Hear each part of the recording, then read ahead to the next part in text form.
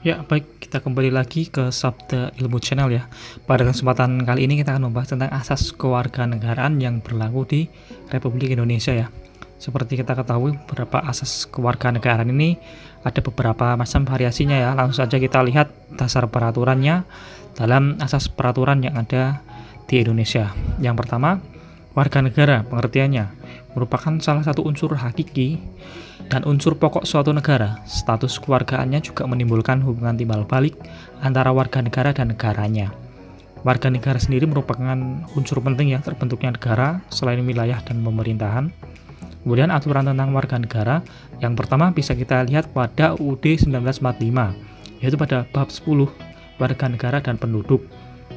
Untuk rangkuman UUD sendiri, untuk bab ini juga sudah ada ya di video saya sebelumnya yang tentang rangkuman UUD 1945, yaitu pada pasal 26 yang membahas tentang warga negara ini.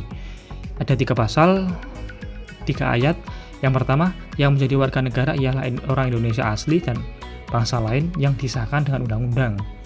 Kemudian pengertian penduduk sendiri yaitu semua orang ya, warga negara Indonesia maupun orang asing yang bertempat tinggal di Indonesia. Kemudian hal-hal mengenai warga negara dan penduduk diatur lebih lanjut dengan undang-undang. Nah, itu di undang-undang dasarnya ya. Sekarang kita menuju ke peraturan atau undang-undang Republik Indonesia nomor 12 tahun 2006 tentang kewarganegaraan Republik Indonesia, di mana undang-undang ini merupakan salah satu undang-undang yang mengatur tentang kewarganegaraan di Indonesia sendiri. Asas-asas yang dianut dalam undang-undang ini yaitu asas ius sanguinis. Ini merupakan asas yang paling banyak ya di Indonesia di peraturan ini. Jadi merupakan penentuan kewarganegaraan berdasarkan keturunan ya, bukan berdasarkan negara tempat kelahirannya sendiri. Kemudian ada ius soli secara terbatas ya, adalah penentuan kewarganegaraan berdasarkan tempat kelahiran dan diperlakukan terbatas bagi anak-anak sesuai dengan ketentuan yang diatur dalam undang-undang ini. Kemudian asas kewarganegaraan tunggal, yaitu asas yang menentukan satu kewarganegaraan bagi setiap orang ya.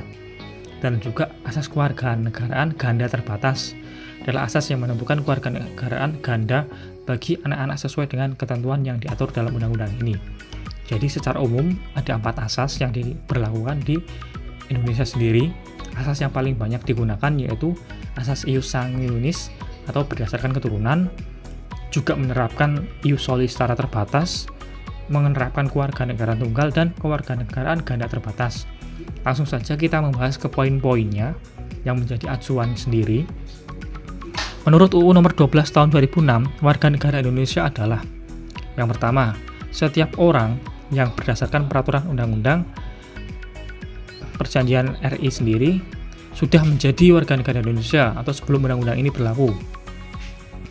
Kemudian anak yang lahir dari perkawinan yang sah dari ayah dan ibu WNI, udah jelas ya, anak yang lahir dari perkawinan yang sah dari seorang ayah WNI dan ibu WNA, anak yang lahir dari perkawinan yang sah dari seorang warga negara asing dan ibu WNI, kemudian anak yang lahir dari perkawinan yang sah dari ibu warga negara Indonesia tetapi ayahnya tidak mempunyai kewarganegaraan atau hukum negara asal ayahnya tidak memberikan kewarganegaraan kepada anak tersebut, anak yang lahir dalam tenggang waktu 300 hari setelah ayahnya meninggal dunia dari perkawinan yang sah dan ayahnya warga negara Indonesia.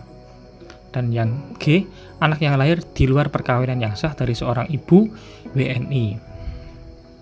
Kemudian asas selanjutnya,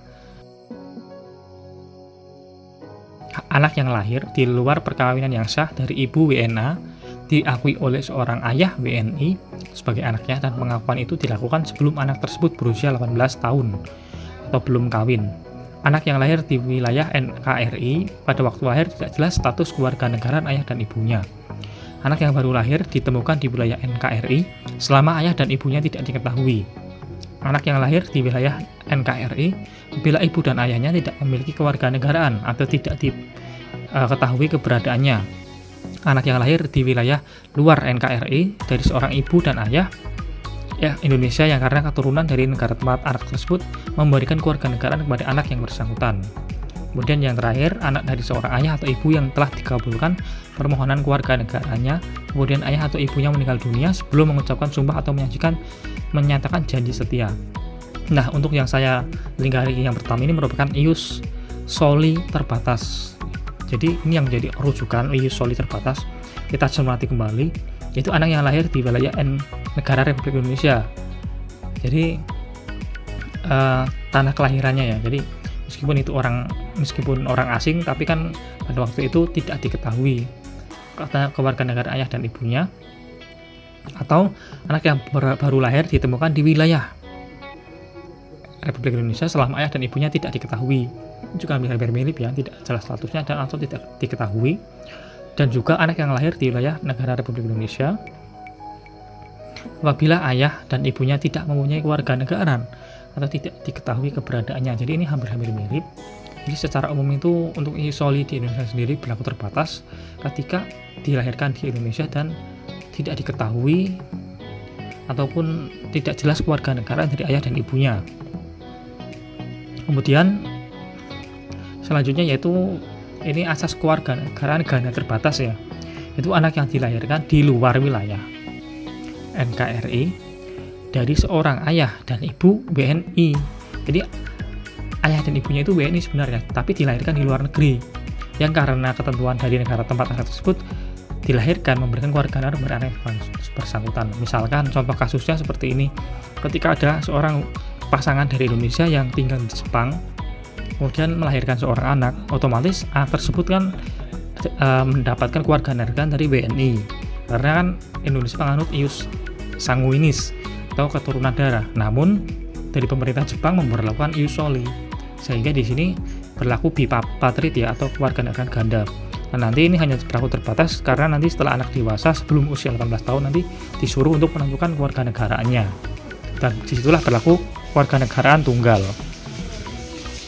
Oke, mungkin cukup demikian ya penjelasan dari saya mengenai warga negara. Namun sebelum itu dimungkinkan pula perolehan kewarganegaraan itu melalui proses pewarganegaraan ya, dengan syarat 5 tahun berturut-turut atau 10 tahun tidak berturut-turut. Ini yang disebut dengan naturalisasi ya teman-teman. Kalau kita lihat kemarin beberapa pemain timnas Indonesia terutama di sepak bola ada yang dinaturalisasi, maka harus memiliki izin tinggal di NKRI selama 5 tahun berturut-turut atau 10 tahun tidak berturut-turut. Dapat menyampaikan atau membuat pernyataan pada pejabat yang berwenang asalkan tidak mengakibatkan kewarganegaraan ganda. Oke, demikian mungkin itu yang dapat saya sampaikan mengenai materi warga negara. Mudah-mudahan bermanfaat. Terima kasih. Jangan lupa tetap nonton di Sabta Ilmu Channel. Jangan lupa subscribe, like, and share ya teman-teman. Terima kasih, sampai jumpa.